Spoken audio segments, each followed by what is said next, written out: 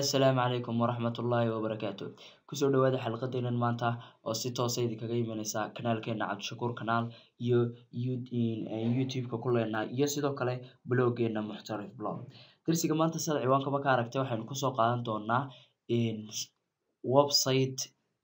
kuu suura gelinaya in haddii aanad antivirus haysan aad ku iskaan garayso faylashaada. oo dabcan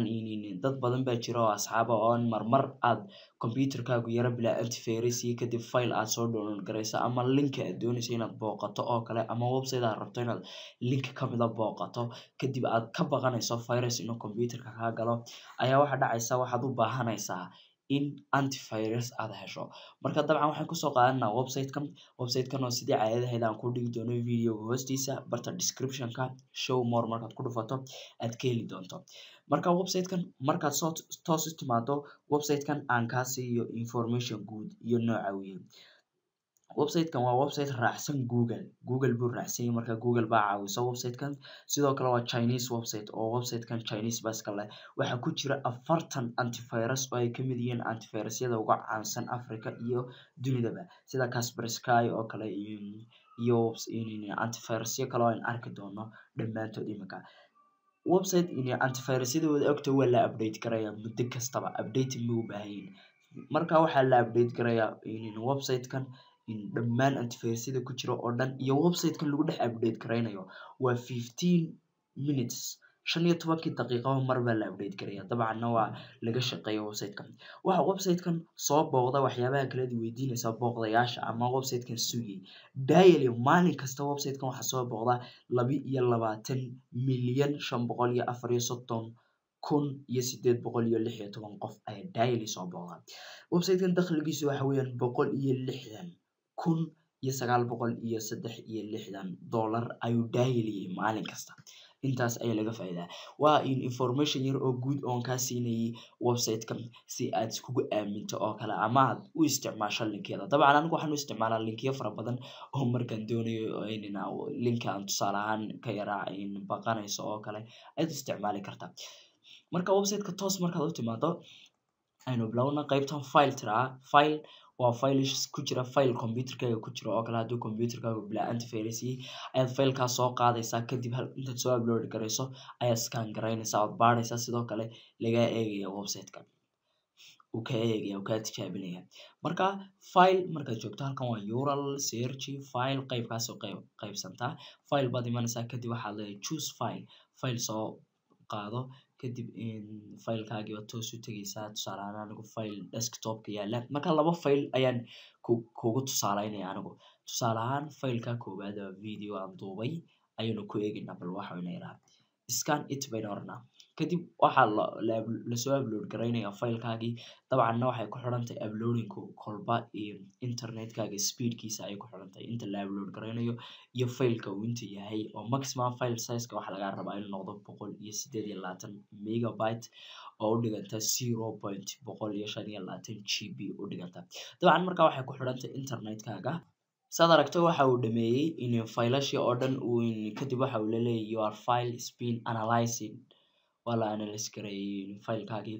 Saad aragto waxaad aragtaa dhammaan halkan antivirus-yo fara badan buu soo taxay oo jira oo ay ka mid yihiin AL yak qaar aan maqal AVG waa kuwa adduunka ugu caansanaa. Waxaa kaloo ka mid ah Alibaba Bitdefender ayaa ka mid ah. Alibaba waa kan uu ku jira liiska saan ku siin doona linki ay website-kan iyo shirkaddan Google iyo waxaan ay shirkado badan bay la saxeexatay website-kan uu la saxeexday heshiis waxaa ka mid ah MCAV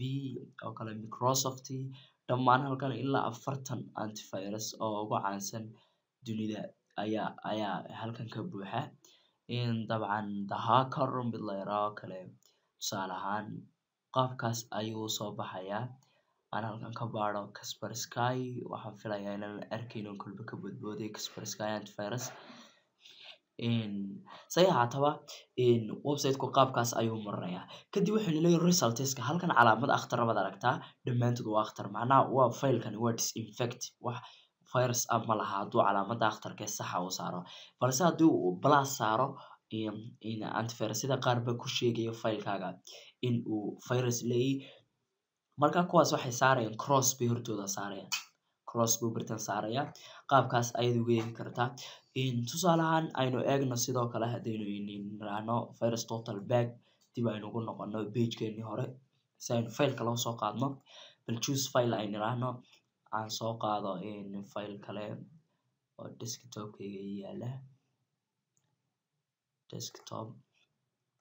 okay team viewer barnaamijka team viewer la yiraahdo aynu ku eegaynaa ay scan garaynaa sidoo kale waxay ku xidhantay kolba khadkaaga inta lasoo upload garaynayo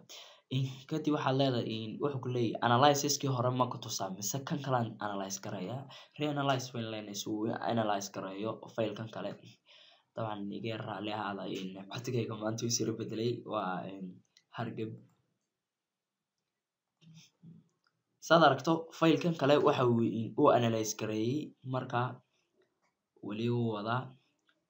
antivirusyadii oo dhan buu marinayaa sa halkan kaa muuqata your file is being analyzing oo analyze garaynaya sidoo dhan Kasper Skywalker waxa uu ku sheegay website-ka Africa ugu caansan geyga Africa Kasper Skywalker loo isticmaalay marka waxa uu ku sheegay inaanu infected ahayn file-kaagani si aan xalqadu sii dheeraan haddana aynu gudubno qayb kale oo website-kan ka mid ah dabcan waana URL in aad soo qaado link aad ka shaksantahay tusaale ahaan linkigaas oo kale copy baan leeyahay linkiga aad doonto adigu aad hesho ama linki uu ku leeyahay qofi linkigan ku dhufo aad ka shakiday oo kale ama website hacker aad booqatay oo kale ku leeyahay ku dhufo ayuu kana ku suura gelinaya inaad iska baadho marka linkiga aad gelinaysaa scan it baad oranaysaa iga baadh linkigan kadib waxa uu ku sheegayaa linkigan haddii uu virus leeyahay haddii kale waxyaabaha aadka ugu fiican yahay website-ka waad iska sugaysaa isagana waxay ku xidhan tahay marka dabcan aniga waxa uu ku sheegay dhammaantood oon ka xumay kana wuxuu yiri waa clean site waa website ama site clean ah oo wax virus aan lahayn bay dhammaantood saad aragto ku sheegeen sidoo kale waxaan ku raacinayaa in Google Chrome aad ku dari karto extension-ka website-kan iska leeyahay virus total chromizer la baxay linkiyada aan ku dhigay video hoostiisa aad ka heli doontaa ama Mozilla Firefox labadaba kii aad heshaba waxaan filayaa inaad ka faa'iidaysatay xalqada maanta haddii aad ka faa'iidaysatay fadlan like garee sidoo kale kusoo biir haddii aanad page-ka Facebook-gayga kusoo biirin adoo kaga soo biiraya www.facebook.com/muxtarif iyo sidoo kale booqo bloggeena muxtarif.blogspot.com sidoo kale waxaad iga soo booqan kartaa safxadeyda page-ka ee anigu iska leeyaano linkiga adoo ka helaya videoga hoostiisa si aan kugu sharfo inaad saaxiib ila noqoto inta ku kulmi doono darsi dambe assalaamu calaykum